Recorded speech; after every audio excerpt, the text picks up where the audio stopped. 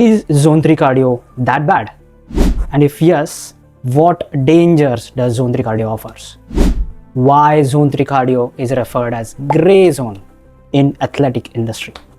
And that is exactly what we are going to discuss in today's video. Hello everyone, my name is Ramkrishna and welcome to Fitness to Fulfillment channel. In our today's video, we will understand more about zone 3 cardio, where we will try to answer following questions. Question number 1, what is zone 3 cardio? Question number 2, what are the benefits that zone 3 cardio offers? And question number 3 is why zone 3 cardio is considered as a dangerous zone or a gray zone.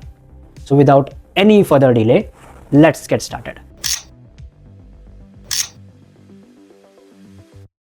Zone 3 cardio is referred as when your heart rate is between 70 to 80% of your maximum heart rate. Now, this zone 3 cardio is also considered as a moderate intensity cardio. It is sometimes also called as sweet spot or comfortably hard zone cardio, where you are pushing your limits, but you can also be able to speak short sentences. Now, this falls between zone 2, which is aerobic or base endurance, and zone 4 and 5, which is more anaerobic and high intensity cardio. So zone 3 falls between these two ranges. Now, to calculate your estimated maximum heart rate, you need to subtract your age from a number called 220, and this is the same equation we have been taking into consideration for a very long time. Then that number shall be multiplied by 0.7 and 0.8 to get your zone 3 range. So for me, my zone 3 range is 133 beats per minute to 154 beats per minute.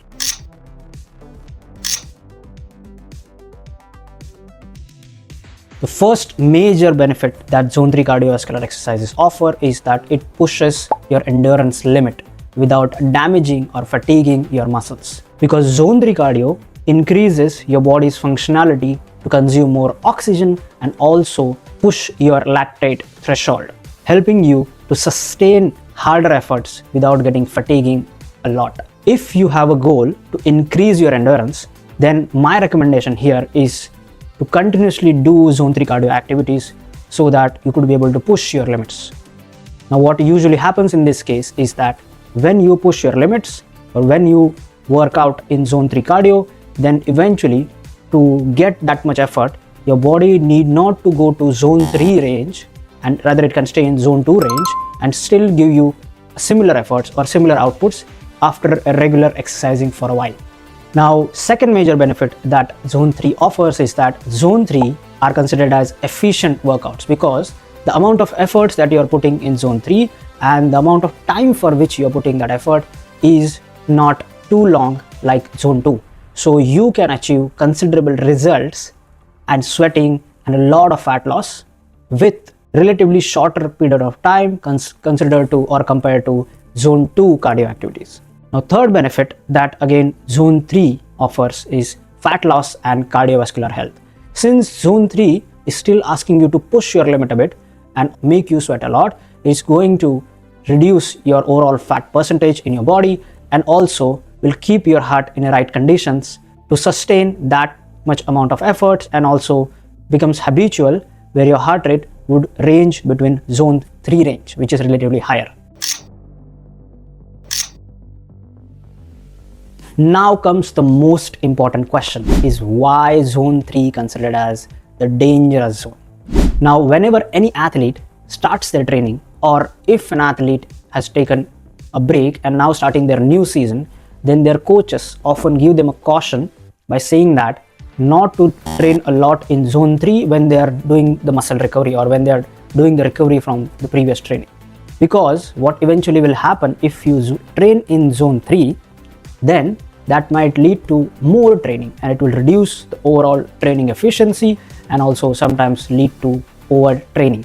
That's why it's often said that zone 3 would not be a range or would not be a zone where you would like to train for muscle recovery like zone 2. Now, as per the universal studies, it has been found that a beginner athlete who has started doing the exercising or athletics now can sustain its energy in zone 3 for 20 to 30 minutes, while a moderate experienced athlete, for example, the one who has been training for few years or maybe few months, can sustain the energy in zone 3 for 1 to 2 hours, while a professional athlete who has been training for many years can sustain their energy in zone 3 for around 3 to 4 hours.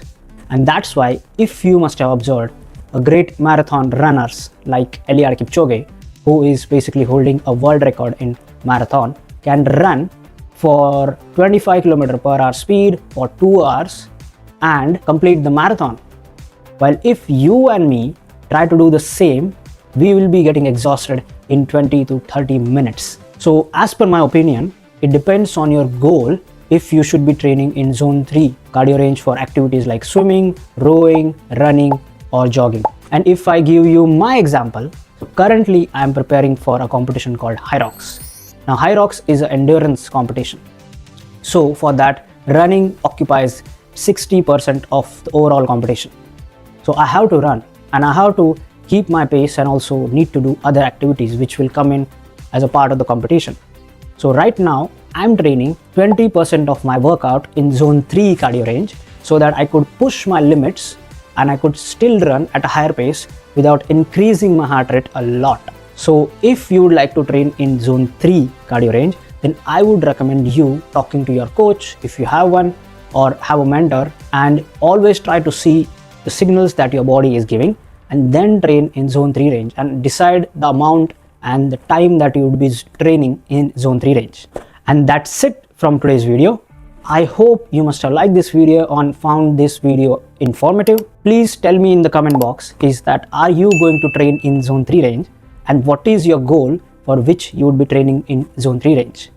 And if you like this video, then please hit the like button, and to get updates about the new videos, please hit the subscribe button. I will see you in the next video of this series on cardio. Until then, stay healthy and live a fulfilling life. Thank you.